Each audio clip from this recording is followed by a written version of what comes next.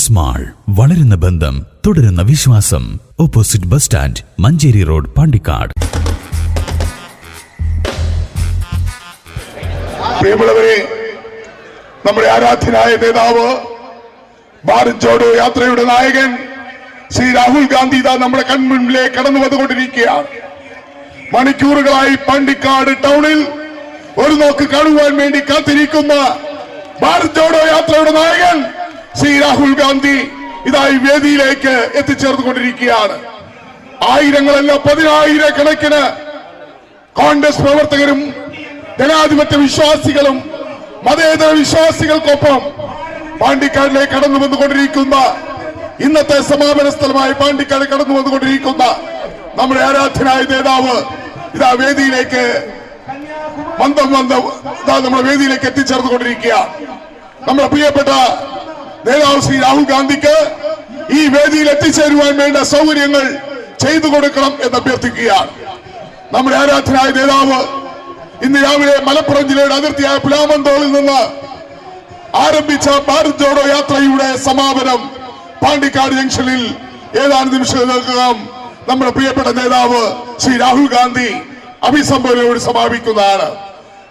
മലപ്പുറം ജില്ലയാകെ ഇളക്കി മറിയിച്ചുകൊണ്ട് കടന്നു വന്ന വഴിത്താരകളിൽ ആയിരങ്ങൾ, പതിനായിരങ്ങൾ നൽകിയ ആവേശകരമായ വരവേൽപ്പുകൾ ഏറ്റുവാങ്ങിക്കൊണ്ട് ഭാരത് ജോഡോ യാത്രയുടെ പ്രിയപ്പെട്ട നായകൻ, ഇന്ത്യൻ ജനാധിപത്യത്തിന്റെ കാവലാളായ, ഇന്ത്യൻ മതേതരത്വത്തിന്റെ കാവലാളായ ശ്രീ രാഹുൽ ഗാന്ധി ഇതാ ഈ മണ്ണിലെ പാണ്ടിക്കാടിന്റെ മണ്ണിലേക്ക് കടന്നു വരികയാണ്. നമ്മുടെ ആരാധനായ നേതാവ് ആയിരങ്ങൾ, പതിനായിരങ്ങൾ നൽകിയ ആശീർവാദങ്ങൾ ഏറ്റുവാങ്ങിക്കൊണ്ട്, അവർ നൽകിയ അനുഗ്രഹാശിസുകൾ ഏറ്റുവാങ്ങിക്കൊണ്ട് ഭാരത് ജോഡോ യാത്ര ഒരു ചരിത്ര സംഭവമാക്കി മാറ്റി മുന്നേറിക്കൊണ്ടിരിക്കുന്ന നമ്മുടെ പ്രിയപ്പെട്ട നേതാവ് ശ്രീ രാഹുൽ ഗാന്ധി പാണ്ടിക്കാട് ജംഗ്ഷനിൽ തടിച്ചുകൂടിയിരിക്കുന്ന പതിനായിരങ്ങളെ അഭിസംബോധന ചെയ്യുവാൻ ഈ വേദിയിലേക്ക് എത്തിച്ചേർന്നുകൊണ്ടിരിക്കുന്നു. പ്രിയപ്പെട്ട രാഹുൽജിയെ ഈ വേദിയിൽ എത്തിക്കുവാൻ, അദ്ദേഹത്തിന് ഈ വേദിയിലേക്ക് കടന്നു വരുവാൻ എല്ലാ സൗകര്യവും ഒരുക്കി കൊടുക്കണമെന്ന് പ്രിയപ്പെട്ട പ്രവർത്തകരോട് ജനാധിപത്യ വിശ്വാസികൾ അഭ്യർത്ഥിക്കുകയാണ്. രാഹുൽജിക്ക് എത്രയും പെട്ടെന്ന് ഈ വേദിയിൽ എത്തിച്ചേരുവാനുള്ള സൗകര്യം ചെയ്തു കൊടുക്കണം. ഇതാ നമ്മുടെ ആരാധനായ നേതാവ് എത്തിച്ചേർന്നു. രാഹുൽ ഗാന്ധി, രാഹുൽ ഗാന്ധി, ഭാരത് ജോഡോ, ഭാരത് ജോഡോ, രാഹുൽ ഗാന്ധി. നമ്മുടെ ആരാധനായ പ്രിയങ്കരനായ നേതാവ് ശ്രീ രാഹുൽ ഗാന്ധി വേദിയിൽ എത്തിച്ചേർന്നിരിക്കുകയാണ്. അദ്ദേഹം നിങ്ങൾ അഭിസംബോധന ചെയ്യും. യോഗ നടപടികൾ ആരംഭിക്കുന്നു. നമ്മുടെ ഈ യോഗത്തിൽ പങ്കെടുത്തിരിക്കുന്ന മുഴുവൻ ജനാധിപത്യ വിശ്വാസികളും വളരെ അച്ചടക്കത്തോടുകൂടി നിങ്ങൾ നിലയുറപ്പിക്കണമെന്ന് അഭ്യർത്ഥിക്കുന്നു. ഇവിടെ മറ്റു പ്രസംഗങ്ങളൊന്നുമില്ല. നമ്മുടെ ആരാധനായ നേതാവ് ശ്രീ രാഹുൽ ഗാന്ധി മാത്രമേ ഇന്ന് നിങ്ങളെ അഭിസംബോധന ചെയ്യുന്നുള്ളൂ. യോഗ നടപടികൾ ആരംഭിക്കുന്നു.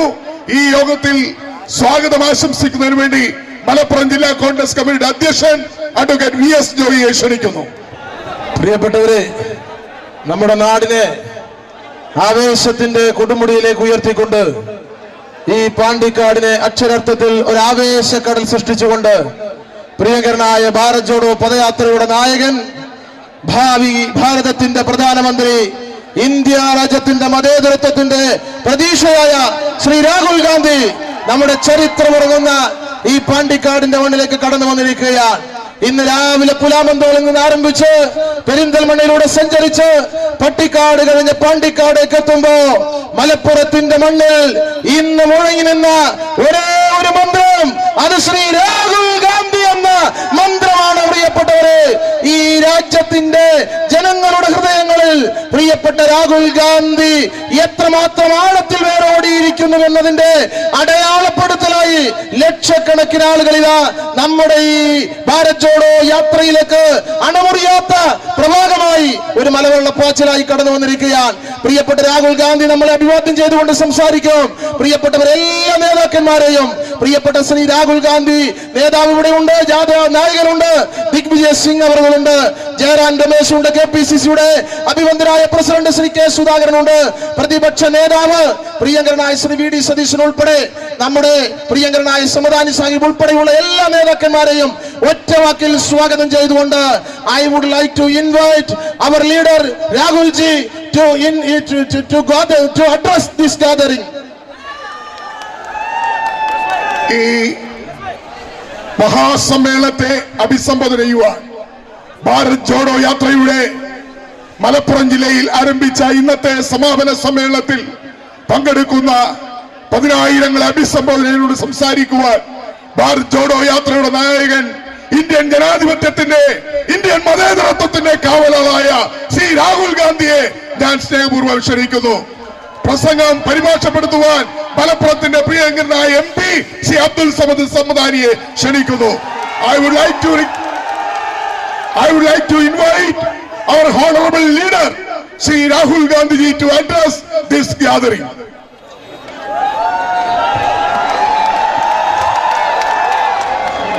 I'd like to welcome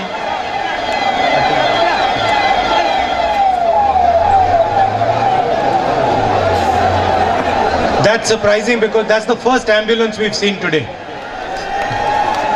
Say. That is surprising because that's the first ambulance we've seen the whole day today. ഈ ദിവസം മുഴുവൻ നാം സഞ്ചരിച്ചിട്ട് ആദ്യമായിട്ട് കാണുന്ന ആംബുലൻസ് ആണിത് എന്നാണ് രാഹുൽജി പറയുന്നത്. I'd like to welcome all the senior leaders from the UDF who are sitting on the stage, the senior leaders who are sitting here in front of us, UDF workers, brothers and sisters, friends from the media. വേദിയിലും വേദിക്ക് പുറത്തും സന്നിഹിതരായിട്ടുള്ള UDFന്റെ സമുന്നതരായ നേതാക്കളെയും എല്ലാ പ്രവർത്തകരെയും എൻ്റെ എല്ലാ സ്നേഹിതരെയും സഹോദര സഹോദരിമാരെയും മുഴുവൻ നാട്ടുകാരെയും ഞാൻ അഭിവാദ്യം ചെയ്യുന്നു, സ്വാഗതം ചെയ്യുന്നു. You have walked with us today, supported us and given all your energy to the yatra. നിങ്ങളെല്ലാവരും ഈ യാത്രയിലൂടെ ഞങ്ങളോടൊപ്പം പ്രവർത്തിക്കുന്നു, ഞങ്ങളെ പിന്തുണക്കുന്നു. നിങ്ങളുടെ സകലവിധ ഊർജവും ഈ മഹത്തായ യാത്രയ്ക്ക് വേണ്ടി നിങ്ങൾ സമർപ്പിക്കുകയും ചെയ്തിരിക്കുന്നു. Walking across Kerala, walking across India is not a small task. രാജ്യത്ത് അങ്ങോളം ഇങ്ങോളം നടക്കുക എന്ന് പറയുന്നത്, ഇന്ത്യയിൽ മുഴുവൻ സഞ്ചരിക്കുക, കേരളം അങ്ങോളം ഇങ്ങോളം സഞ്ചരിക്കുക എന്ന് പറയുന്നത് ഒരിക്കലും ഒരു ചെറിയ കാര്യമല്ല. It is more than 3,500-600 kilometers. 3,500-3,600 കിലോമീറ്ററോളം വരുന്ന ദൂരം നടന്ന് തീർക്കുക എന്നാകുന്നു അതിന്റെ അർത്ഥം. But it becomes much easier when we have the support of the people. പക്ഷേ ജനങ്ങളുടെ പിന്തുണയുണ്ടെങ്കിൽ അത് വളരെ വളരെ എളുപ്പമായി തീരുന്നുവെന്ന് തെളിയിച്ചിട്ടുള്ള യാത്രയാണ് ഇവിടെ നടന്നുകൊണ്ടിരിക്കുന്നത്. We get up in the morning at 6 o'clock. We walk the whole day, arrive here today now at 7:30, and we are less tired now than when we were in the morning. ഞങ്ങൾ കാലത്തുണരുന്നു, 6 മണിയോടുകൂടി നടത്തം ആരംഭിക്കുന്നു. അങ്ങനെ രാവിലെ മുതൽ ആരംഭിച്ച നടത്തം 6 മണിക്ക് തുടങ്ങിയത് ഇപ്പോഴിതാ ഇവിടെ 7 മണിക്ക് ശേഷം എത്തിച്ചേർന്നിരിക്കുകയാണ്. രാവിലെ ഉണ്ടായിരുന്ന ക്ഷീണം പോലും ഇപ്പോഴില്ല എന്നുള്ളതാണ് നടന്നു കഴിഞ്ഞപ്പോൾ നമ്മുടെ അവസ്ഥാവിശേഷം. It is like swimming inside a river. നദിയിലൂടെ നീന്തും പോലെയാകുന്നു ഈ അനുഭവം. Where the river is pulling you along. നാം മുന്നോട്ട് പോകുമ്പോൾ നദിയാണ് നമ്മെ മുന്നോട്ട് തള്ളി മുന്നോട്ട് നയിക്കുന്നത് എന്നാണ് ആ നീന്തലിന്റെ അനുഭവം. That is how I have been feeling since the beginning of this yatra. അതാണ് ഈ യാത്രയുടെ തുടക്കം മുതൽ എനിക്ക് അനുഭവവേദ്യമായി കൊണ്ടിരിക്കുന്ന സത്യം. There is a river that is flowing and we are flowing inside that river. ഇവിടെ ഒരു പുഴ ഒഴുകുകയാണ്, ഞങ്ങളും ആ പുഴയിലൂടെ മുന്നോട്ട് മുന്നോട്ട് ഒഴുകിക്കൊണ്ടേയിരിക്കുന്നു. And I have been noticing the characteristics of this river that we are swimming inside. ഞങ്ങൾ നീന്തുന്ന ഈ പുഴയുടെ സവിശേഷതകളും അതിന്റെ പ്രത്യേകതകളും ഞാൻ നിരീക്ഷിച്ചു വരികയായിരുന്നു. First thing, there is no hatred, there is no anger, there is no violence in this river. ഈ പുഴയുടെ ഏറ്റവും വലിയ സവിശേഷത അതിൽ വൈരമില്ല, വെറുപ്പില്ല, ഹിംസയില്ല, അതിൽ സൗഹൃദം മാത്രമേ ഉള്ളൂ എന്നുള്ളതാണ്. Second thing I have noticed is as we are flowing in this river, there are many currents in the river. ഈ പുഴയുടെ ഏറ്റവും വലിയ പ്രത്യേകത അതിൽ ഒരുപാട് അന്തർധാരകളും ഒരുപാട് അലമാലകളും അടങ്ങിയിട്ടുണ്ട് എന്നുള്ളതാണ്. Sometimes the water flows slightly strongly in one direction. ചിലപ്പോൾ ഈ പുഴയിലെ ഓളങ്ങൾ കുറച്ച് ശക്തമായി ഒഴുകുന്നു. And maybe some people fall down. ചിലപ്പോൾ ആ പുഴയുടെ അലകളിൽപ്പെട്ട് ചിലർ വീണു പോവുകയും ചെയ്യുന്നു. Sometimes some people also get hurt. I've seen, for example, one policewoman, she fell inside a drain. ചിലപ്പോൾ വളരെ വേദനാജനകമെന്ന് പറയട്ടെ, ചിലപ്പോൾ ഈ ജാതക്കടയിൽ ചിലർ വീണുപോയ അനുഭവത്തിനും ഞാൻ സാക്ഷ്യം വഹിച്ചു. ഒരു വനിതാ പോലീസ് ഉദ്യോഗസ്ഥ വീണുപോയത് ഞാൻ ഇവിടെ അനുസ്മരിക്കുകയാണ്. Because there is tremendous energy in the river, sometimes it hurts somebody. ഈ ശക്തമായ ഊർജമുള്ള ഒഴുക്കായതുകൊണ്ട് ചിലപ്പോൾ ആ ഊർജ പ്രവാഹം ചിലരെ പ്രതികൂലമായി ബാധിക്കുന്നുവെന്നുള്ളതാണ് അതിലെ അനുഭവം. But what I've noticed is the moment someone falls down, moment somebody gets hurt, the entire river picks that person up again. പക്ഷേ എന്റെ അനുഭവം എന്തെന്നാൽ, അങ്ങനെ ആർക്കെങ്കിലും എന്തെങ്കിലും വേദന സംഭവിക്കുന്നുവെങ്കിൽ ആ വേദനിക്കുന്ന ഒരു സഹോദരന് വേണ്ടി, സഹോദരിക്ക് വേണ്ടി പുഴ ഒന്നടങ്കം സ്തംഭിച്ചു നിന്ന് അവരെ ഉയർത്തിയെടുക്കുന്നു ആ ബുദ്ധിമുട്ടിൽ നിന്ന്, ആ വിഷമാവസ്ഥയിൽ നിന്ന് എന്നുള്ളത്. And if the person needs help, the river provides the help. ആ ഏതെങ്കിലും ഒരു വ്യക്തിക്ക് സഹായം ആവശ്യമുണ്ടെങ്കിൽ പുഴ തന്നെ സഹായം ദാനം ചെയ്യുന്നു എന്നുള്ളതാണ്. The river does not ask when a person falls, which religion are you from, which community are you from, which language do you speak, are you a woman or a man. The river does not ask these questions. The river helps immediately. ഈ പുഴ അതിലൂടെ ഒഴുകുന്ന ആരോടും ചോദിക്കുന്നില്ല നിന്റെ മതമേതാണ്, ജാതി ഏതാണ്, സമുദായം ഏതാണ്, നീ സംസാരിക്കുന്ന ഭാഷ ഏതാണ് എന്നതിലൂടെ ഒഴുകുന്ന ഒരു വ്യക്തിയോടും ഈ പുഴ ചോദിക്കുന്നേയില്ല. So in a sense, this river represents our country, India. It represents this state, Kerala. അതിന്റെ അർത്ഥം ഈ പുഴ നമ്മുടെ രാജ്യത്തെ പ്രതിനിധീകരിക്കുന്നു. ഈ പുഴ മറ്റൊന്നല്ല, അത് ഇന്ത്യ തന്നെയാണ്, കേരളം തന്നെയാണ് ആ പുഴ. It is part of your culture. അത് നിങ്ങളുടെ സംസ്കാരത്തിന്റെ ഭാഗമാണ്, അതിന്റെ ശക്തിയാണ്. Your great leaders through the ages they have promoted these ideas. യുഗയുഗാന്തരങ്ങളായി ഈ പുഴയെ അത് ഉയർത്തിക്കുന്ന ആശയങ്ങളെ നിങ്ങളുടെ നേതാക്കന്മാർ പാലൂട്ടി പോന്നതാണ്. They did not seek to divide Kerala. അതൊരിക്കലും തന്നെ കേരളത്തെ വിഭജിക്കാൻ വേണ്ടി മുന്നോട്ട് വന്ന നേതാക്കളായിരുന്നില്ല. They did not seek to set fire to Kerala. അവരൊരിക്കലും കേരളത്തിന് തീ കൊടുക്കാൻ ഉദ്ദേശിച്ച നേതാക്കളായിരുന്നില്ല. They did not seek to spread hatred in Kerala. ഒരിക്കലും കേരളത്തിൽ വെറുപ്പുണ്ടാക്കിയ നേതാക്കളായിരുന്നില്ല. They seek to unite Kerala, to make Kerala harmonious and to make Kerala as powerful as it possibly can be. അവർ കേരളത്തെ ഒന്നിപ്പിക്കാനും ശക്തിപ്പെടുത്താനും സാധ്യമായത്ര ഏറ്റവും വലിയ ഐക്യത്തോടെ നിലകൊള്ളുന്ന ഒരു ശക്തിയുറ്റ നാടാക്കി മാറ്റാനും വേണ്ടി പ്രവർത്തിച്ച നേതാക്കളായിരുന്നു.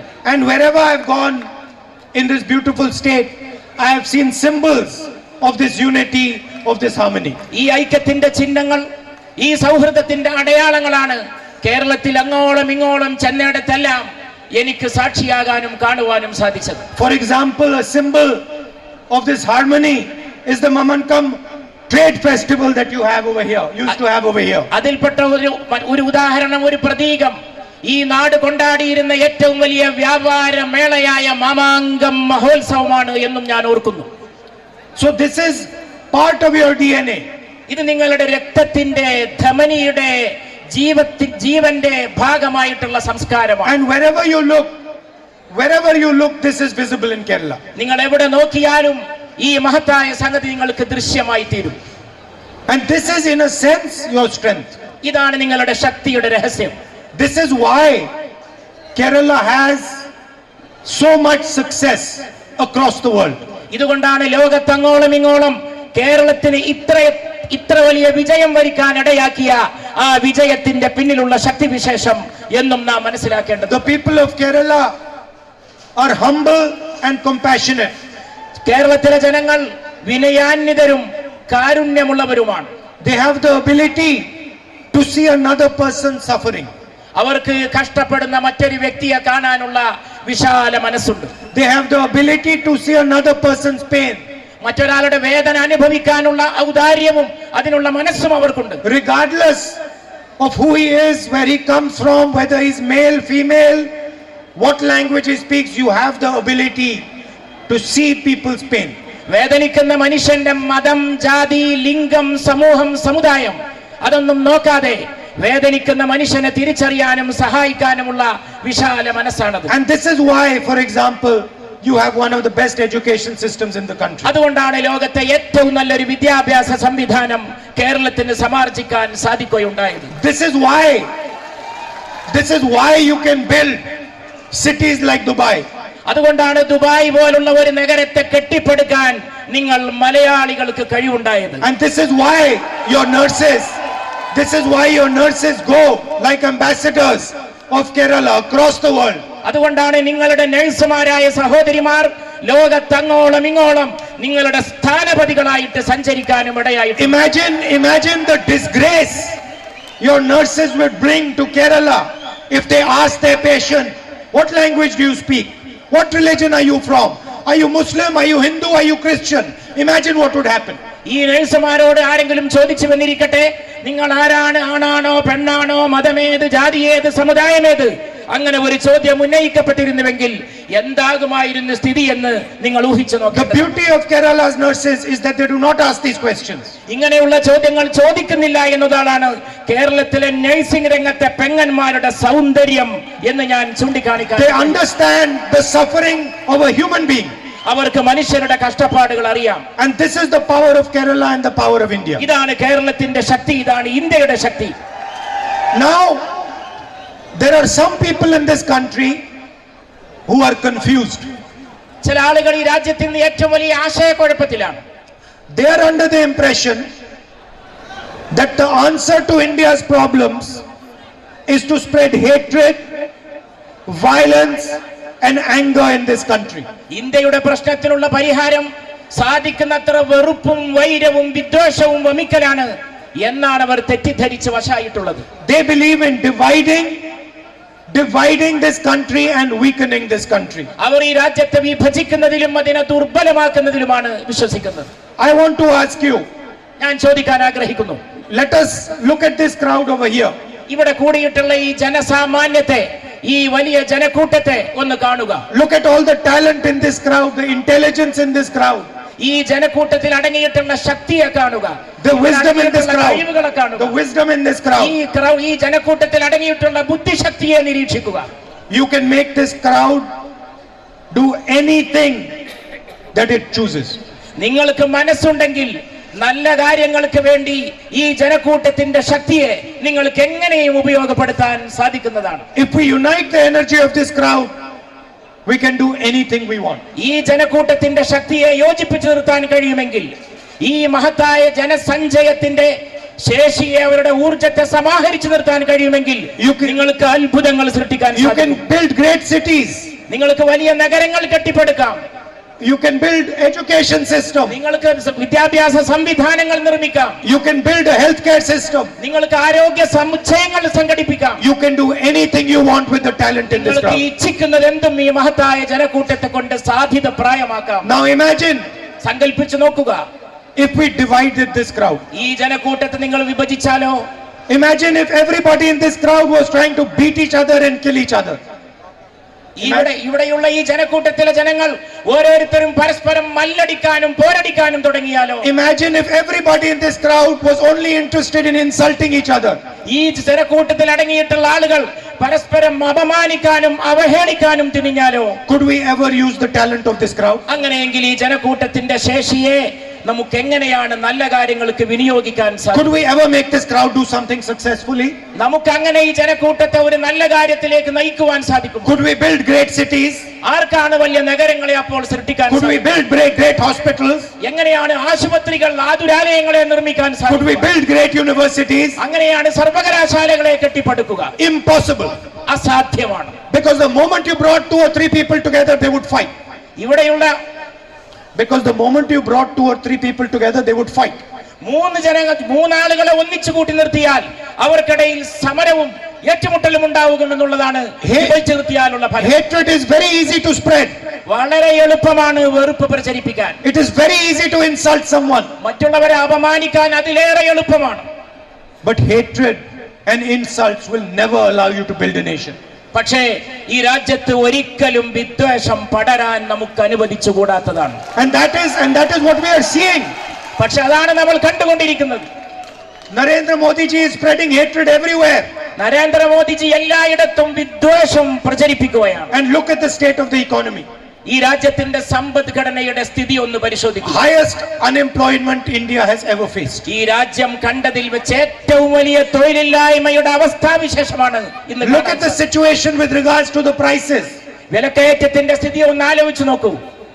400 rupee cylinder has become 1000 rupee cylinder. 400 രൂപയുള്ള സിലിണ്ടറിൽ നിന്ന് 1000 രൂപയാണ് വില കയറിയിട്ടുള്ളത്. And you go and ask any of these businessmen, these small and medium businessmen, they will tell you that demonetization and GST has destroyed their lives. ഈ അങ്ങാടിയിലെ കച്ചവടക്കാരോട് പോയി ചോദിച്ചു നോക്കൂ.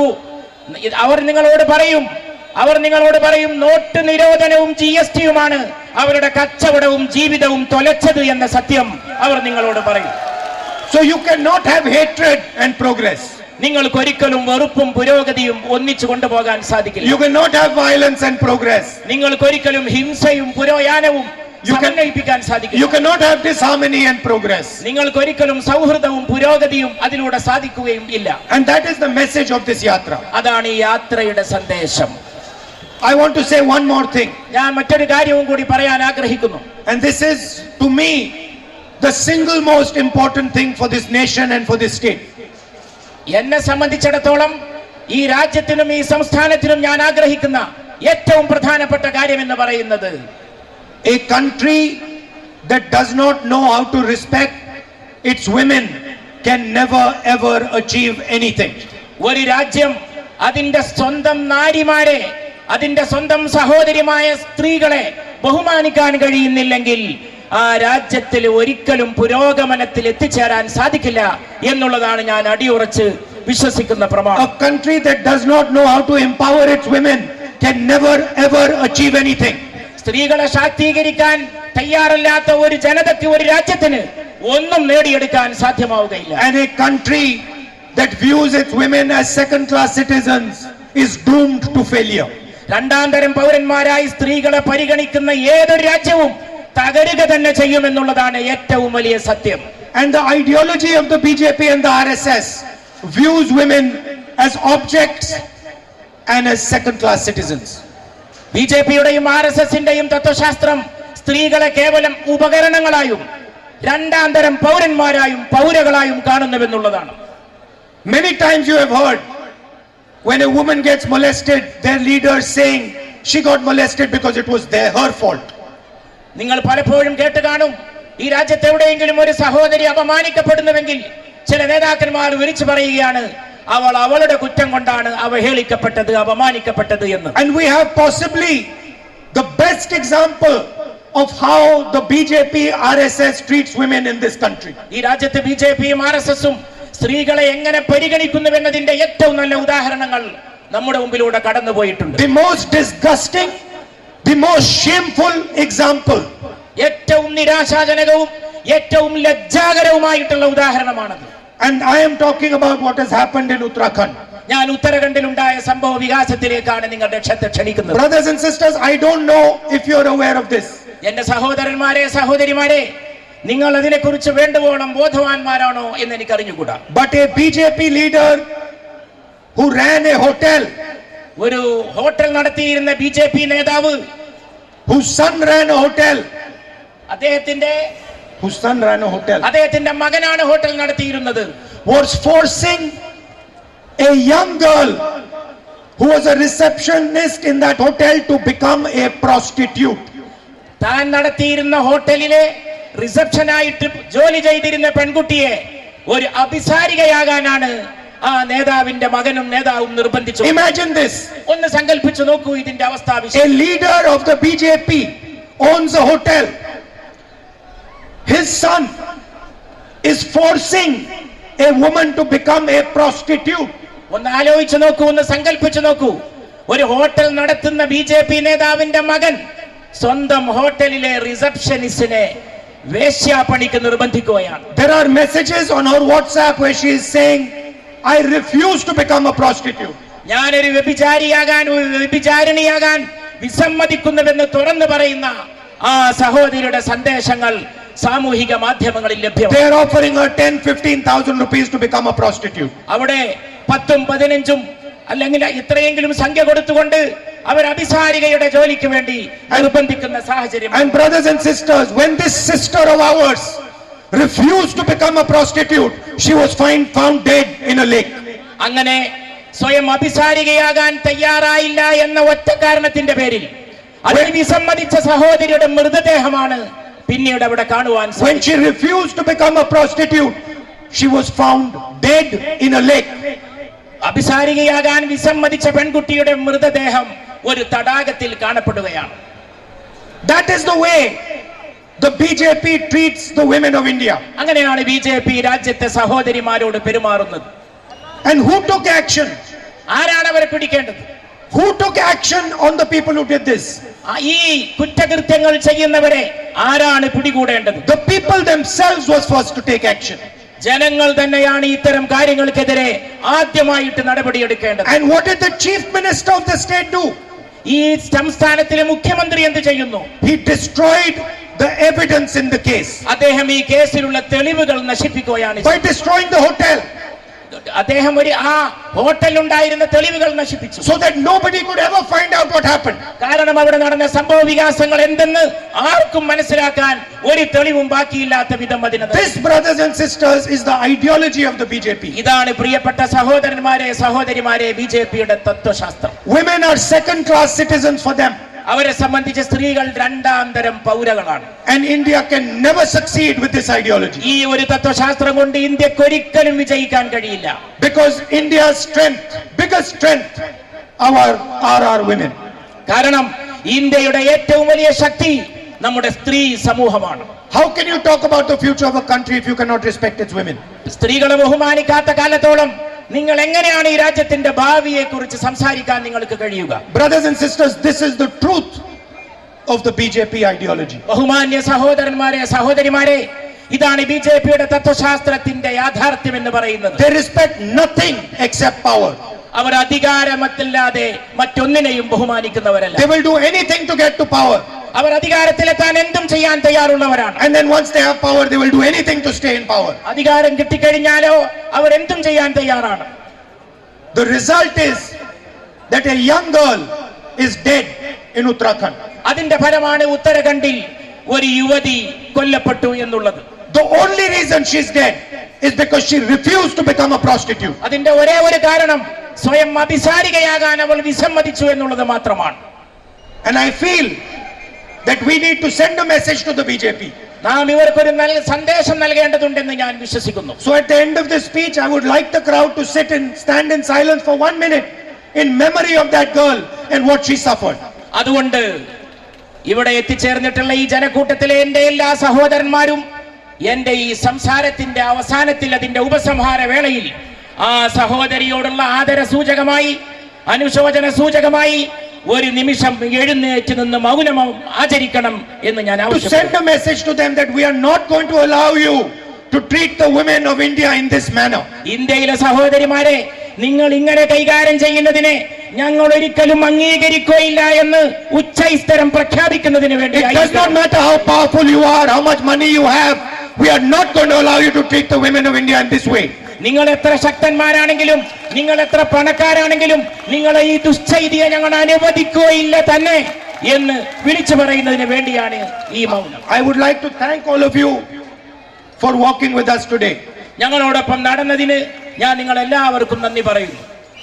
Thank you for giving all your support and your energy നിങ്ങളുടെ മുഴുവൻ പിന്തുണയും ഊർജവും തന്നതിന് നന്ദി. in helping us push the idea of a united India.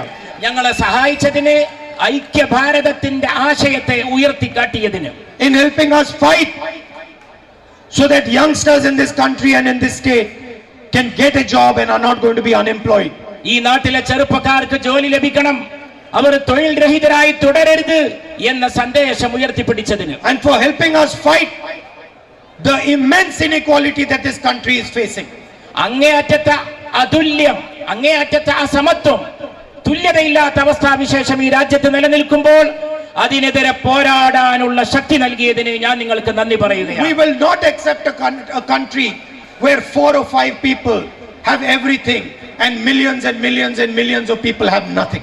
4-5 ആളുകൾ മാത്രം എല്ലാം കൈക്കലാക്കുകയും മില്യൺ കണക്കിന് ജനങ്ങൾ ഒന്നുമില്ലാത്തവരായി മാറുകയും ചെയ്യുന്ന ഒരു രാജ്യത്തെ നമ്മൾ ഒരിക്കലും അംഗീകരിക്കാൻ പോകുന്നില്ല. We will not accept a country where the only qualification of the richest people has to be that they are close to the prime minister.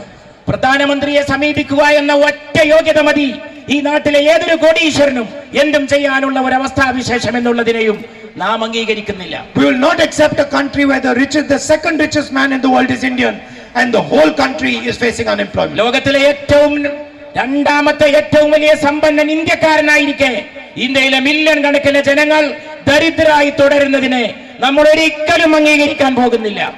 And I'd of course like to conclude by thanking Tangalji and thanking and giving us refuge this afternoon where we stayed. ഞങ്ങൾക്ക് പിന്തുണ നൽകിയതിനും സഹായിച്ചതിനും ഇന്ന് ഉച്ചയ്ക്ക് ശേഷമുള്ള വിശ്രമത്തിന് വേണ്ട സൗകര്യങ്ങൾ ഒരുക്കിയതിനും ബഹുമാനപ്പെട്ട തങ്ങൾക്ക് അതോടൊപ്പം തന്നെ അഭിമന്യനായ നേതാവ് സാദിഖ് അലി തങ്ങളെ ഞാൻ ഇവിടെ പ്രത്യേകം ഓർക്കുകയും നന്ദി പറയുകയും ചെയ്യും.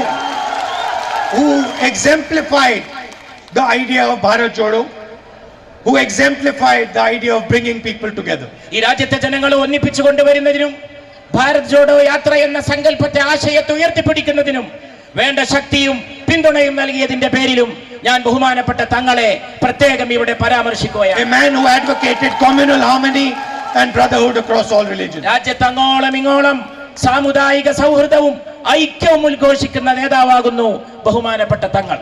Thank you very much. നിങ്ങൾക്ക് എല്ലാവർക്കും അങ്ങേയറ്റം നന്ദി. Now I would like everybody to stand in silence for 2 minutes for our sister who was brutally murdered in Uttarakhand by the BJP ministers. ഉത്തരാഖണ്ഡിൽ കൊല്ലപ്പെട്ട BJP മന്ത്രിമാരുടെയും പ്രവർത്തനങ്ങളാൽ കൊല്ലപ്പെട്ട സഹോദരിക്ക് വേണ്ടി 2 നിമിഷം മൗനമാചരിക്കണമെന്ന് ഞാൻ വീണ്ടും എന്റെ സഹോദരങ്ങളോട് അവസാനമായിട്ട് അഭ്യർത്ഥിക്കുകയാണ്.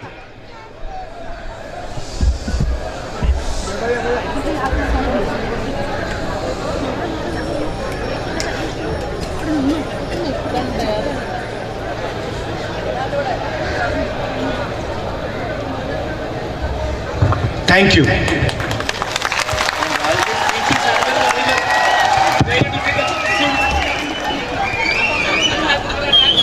ഇന്നത്തെ സമാപന സമ്മേളനത്തിന് നന്ദി രേഖപ്പെടുത്തുന്നതിന് വേണ്ടി കാസർഗോഡ് DC പ്രസിഡന്റ് PK ഫൈസലിനെ ക്ഷണിക്കുന്നു.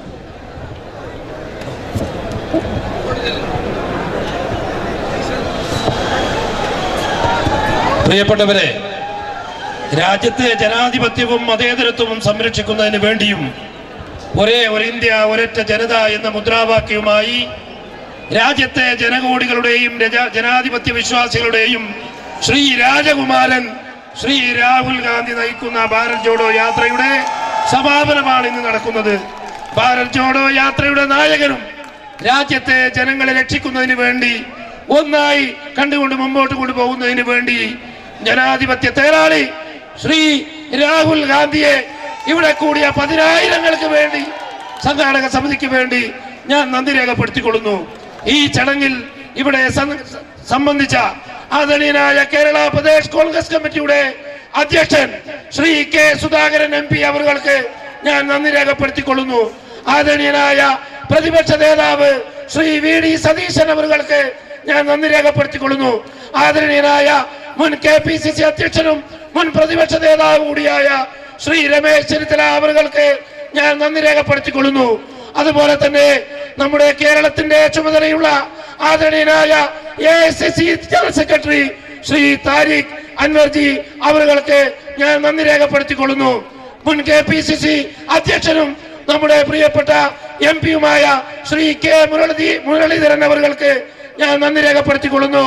പ്രിയപ്പെട്ട MP-മാരായ ശ്രീ MK രാഘവൻ അവർ, ശ്രീ രാജ്മോഹൻ ഉണ്ണിത്താൻ അവർ, അതുപോലെ തന്നെ MLA-മാരായ ശ്രീ അനിൽകുമാർ അവർ, അതുപോലെ തന്നെ ശ്രീ T. സിദ്ദീഖ് അവർ, ശ്രീ വിഷ്ണുദാർ MLA ഉൾപ്പെടെയുള്ള MLA-മാർക്ക് ഞാൻ നന്ദി രേഖപ്പെടുത്തിക്കൊള്ളുന്നു.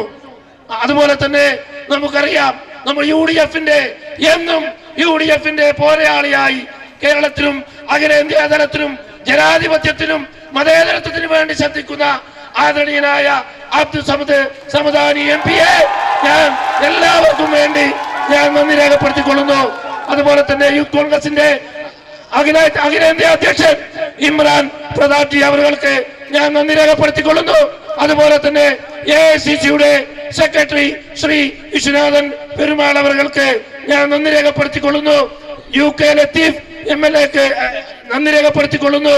അതുപോലെ തന്നെ Kozhikode DCC president advocate Praveen Kumar അവർക്ക് നന്ദി രേഖപ്പെടുത്തിക്കൊള്ളുന്നു.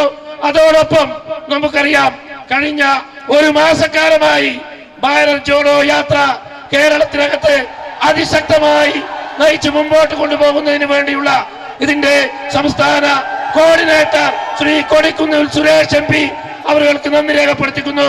KPCC ഭാരവാഹികൾ അതുപോലെ തന്നെ ഈ മലപ്പുറം ജില്ലയുടെ ആവേശമായ ഈ മലപ്പുറം ജില്ലാ കോൺഗ്രസ് കമ്മിറ്റിയുടെ അധ്യക്ഷൻ ഇവിടെ സ്വാഗതം പറഞ്ഞ മലപ്പുറം ജില്ലയിലെ കോൺഗ്രസ് പ്രവർത്തകന്മാരെ ഒറ്റക്കെട്ടായി മുമ്പോട്ട് കൊണ്ടുപോകുന്ന VS ജോയി അവർക്ക് നന്ദി രേഖപ്പെടുത്തുന്നു. KPCC ഭാരവാഹികൾ അതുപോലെ തന്നെ KPCCയുടെ എല്ലാ നേതാക്കന്മാർക്കും നന്ദി രേഖപ്പെടുത്തുന്നു. നിർത്തുന്നു. ജയ് ഭാരത്. തിരക്ക്